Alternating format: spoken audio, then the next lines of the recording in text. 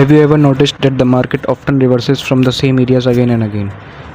Price एक level तक जाती है और वहाँ से बाउंस कर जाती है, कभी रेजिस्टेंस से रिजेक्ट होती है और कभी सपोर्ट से रिवर्स होती है. But why does this happen? आज की वीडियो में हम सपोर्ट एंड रेजिस्टेंस को मास्टर करेंगे और सीखेंगे कि प्रोफेशनल इंपॉर्टेंट लेवल को आइडेंटिफाई कैसे करते हैं. Welcome back to the trading learning series. आज हम टेक्निकल एनालिसिस के सबसे इम्पॉर्टेंट कॉन्सेप्ट में से एक को कवर करेंगे, जो कि है सपोर्ट एंड रेजिस्टेंस, जिसको कहते हैं demand zone and supply zone. By the end of this video you will learn what is support, what is resistance, how to draw levels correctly, beginner mistakes, and how to use these levels. So let's get started. So firstly we understand what is support. So support is a price area where buyers are strong enough to stop the market from falling further. Support एक ऐसा area है price का जहाँ पे buyers strong होते हैं कि वो मार्केट को रोक सके नीचे गिरने से. मीन्स सिंपल वर्ड्स में सपोर्ट एक ऐसा लेवल है जहाँ डिमांड इंक्रीज़ होती है, जहाँ पे डिमांड ज़्यादा होती है किसकी, बायर्स की, और सेलर्स वीक पड़ने लगते हैं. इमेजिन एग्जांपल लेते हैं.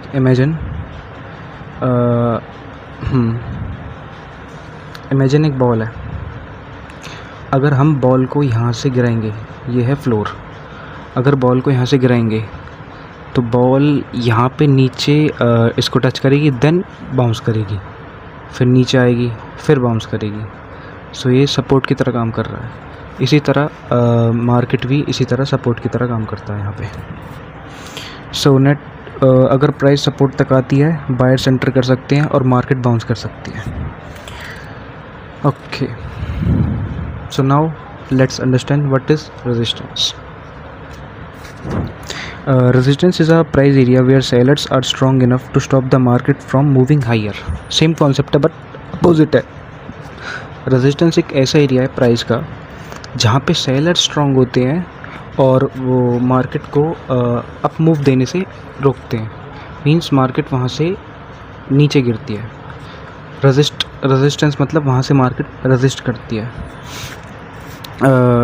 रेजिस्टेंस मार्केट के लिए सीलिंग की तरह काम करती है. जब प्राइस रेजिस्टेंस तक पहुंचती है, सेलर्स एक्टिव हो सकते हैं और मार्केट रिजेक्ट हो सकती है.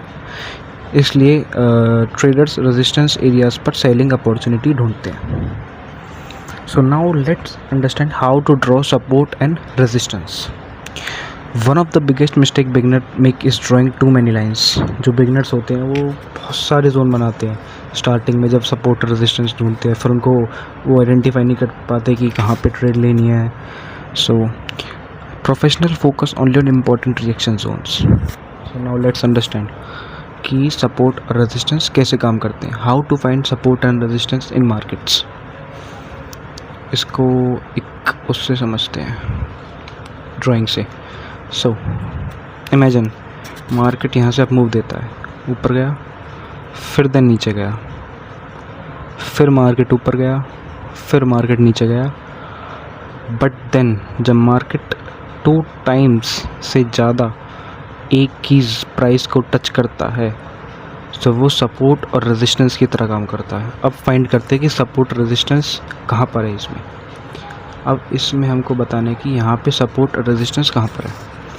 रेजिस्टेंस मतलब जहाँ पे सेलर्स स्ट्रांग होते हैं. सो सेलिंग में मार्केट कहाँ से कहाँ गिरती है, ऊपर से नीचे, तो रेजिस्टेंस होगा हमेशा अप साइड पे. ये हो गया हमारा रेजिस्टेंस. मार्केट बार बार यहाँ से रेजिस्ट हो रहा है, 1 टाइम, 2 टाइम, 3rd टाइम. जब 3rd टाइम टच होता है, रिजेक्ट होता है, मार्केट यहाँ से रिएक्ट करता है, तो ये रेजिस्टेंस की तरह काम करता है. अब now let's understand support. Support मतलब मार्केट वहाँ से सपोर्ट ले रहा है, मतलब ऊपर जा रहा है, जहाँ पे डिमांड ज़्यादा होती है और यहाँ पे सप्लाई ज़्यादा होती है. रेजिस्टेंस पे, हाँ, ऑलवेज रिमेंबर, रेजिस्टेंस पे सप्लाई ज़्यादा होती है और सपोर्ट पे डिमांड ज़्यादा होती है. तो ये हो गया हमारा सपोर्ट और ये हो गया हमारा रेजिस्टेंस.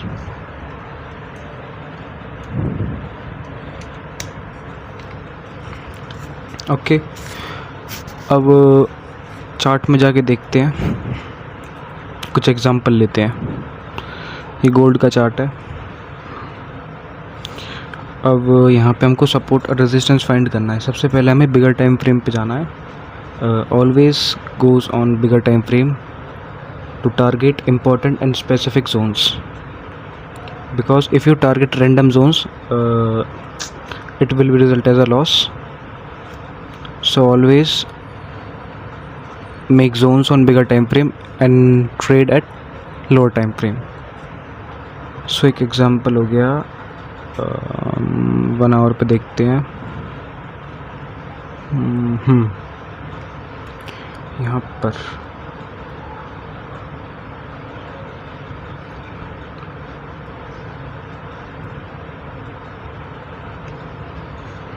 ये वाला जोन,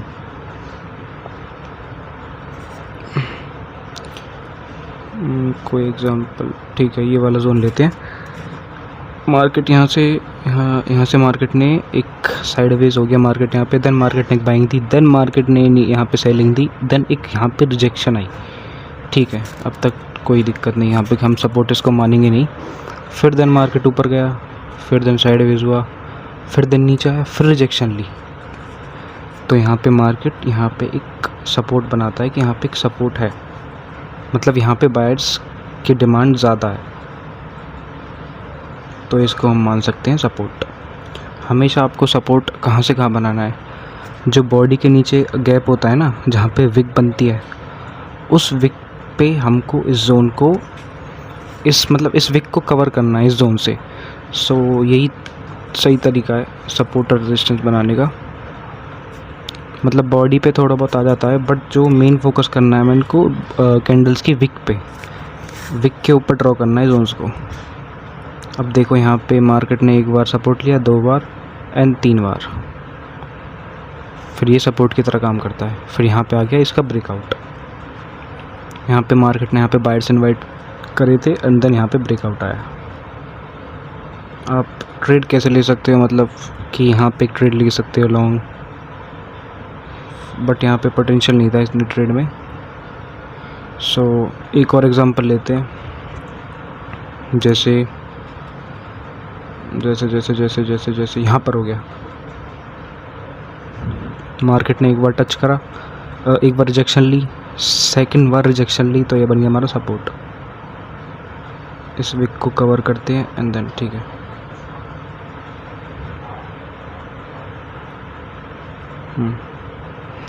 एक बार सपोर्ट लिया, सेकंड टाइम सपोर्ट लिया एंड थर्ड टाइम सपोर्ट लिया, देन मार्केट ने यहाँ पे अप मूव करा। हम यहाँ पे लॉन्ग कर सकते थे, सेकंड टाइम पे नहीं, थर्ड टाइम पे लॉन्ग कर सकते थे हम।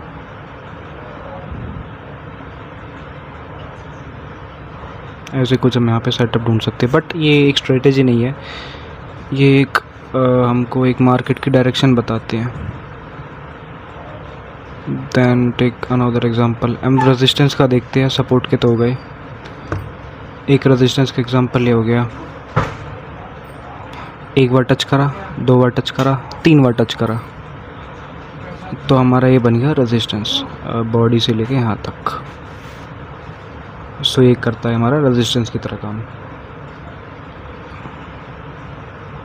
रेजिस्टेंस पर सेलर स्ट्रांग होते हैं, मार्केट जब यहाँ से बार बार रेजिस्ट करता है, फिर देन यहाँ से ब्रेकआउट आया। सो इसी तरीके से हम यहाँ पे मार्केट में सपोर्ट और रेजिस्टेंस को फाइंड कर सकते हैं। सो नाउ अब एक इम्पॉर्टेंट कॉन्सेप्ट है, सपोर्ट्स बिकम रेजिस्टेंस। हाउ, कैसे, इसको मैं आपको समझाता हूँ। आपको जैसे इमेजिन एक यहाँ से मार्केट मूव करता है, जैसे यहाँ पे ऊपर गया, फिर देन नीचे गया, फिर ऊपर गया, फिर नीचे गया, यहाँ पे सपोर्ट की तरह काम कर रहा है। फिर देन एक नीचे यहाँ पे मार्केट ने इसको यहाँ से ब्रेक करा। जैसे ही मार्केट इसको ब्रेक करेगा, जैसे सपोर्ट बन गया, बट जैसे ही मार्केट ने इसको जोन को ब्रेक करा, अब जो यहाँ पे सपोर्ट था, अब ये किसकी तरह काम करेगा, रेजिस्टेंस की तरह। अब यहाँ से मार्केट जैसे ऊपर जाता है तो मार्केट यहाँ से रेजिस्ट करता है, अब फिर किसकी तरह काम कर रहा है, यहाँ पे जोन रेजिस्टेंस की तरह। Support become resistance. अब देखते हैं रेजिस्टेंस बिकम सपोर्ट। अब जैसे वही कॉन्सेप्ट ले लेते हैं कि यहाँ से मार्केट ने 2 टाइम्स यहाँ से जोन को रिस्पेक्ट करा, तो ये काम कर रहा है अब रेजिस्टेंस की तरह। इफ़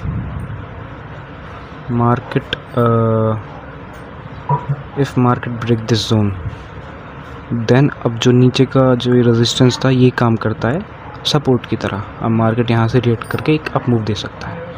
सो एक इम्पॉर्टेंट कॉन्सेप्ट है, एंड यहाँ पे ट्रैप्स भी बहुत बनते हैं। हम ट्रैप्स को यहाँ पे आइडेंटिफाई कर सकते हैं सपोर्ट और रेजिस्टेंस पे। सो नाउ अब let's talk about common mistakes जो बिगनर करते हैं, उनके बारे में बात करते हैं। सबसे पहली मिस्टेक है draw too many zones. Second one is trade every support and resistance. Third one is ignore market trend. And the fourth one is using only lower time frame. So always remember, हमेशा you have to target only specific and important zones. ज़्यादा zones बनाने की ज़रूरत नहीं है, just you have to only target specific and important zones. And one more, and second one is trade every support and resistance. Do not trade every support and resistance, because market contains so unlimited support and resistance, but you have to target only important one. Third one is ignore market trend. Very important. Firstly, we have to check market trend on bigger time frame and execute trade on lower time frame. So ये mistakes होती है जो आपको नहीं करनी है. Now today we have learned what support is, what is resistance, how to draw levels, beginner mistakes, how to use these levels. Mastering support and resistance is one of the most important skills in trading. Once you understand these levels, reading chart become much easier. So in the next episode we will discuss trend line and trend analysis for beginners. If you found this video helpful, don't forget to like, subscribe and continue following the trading learning series.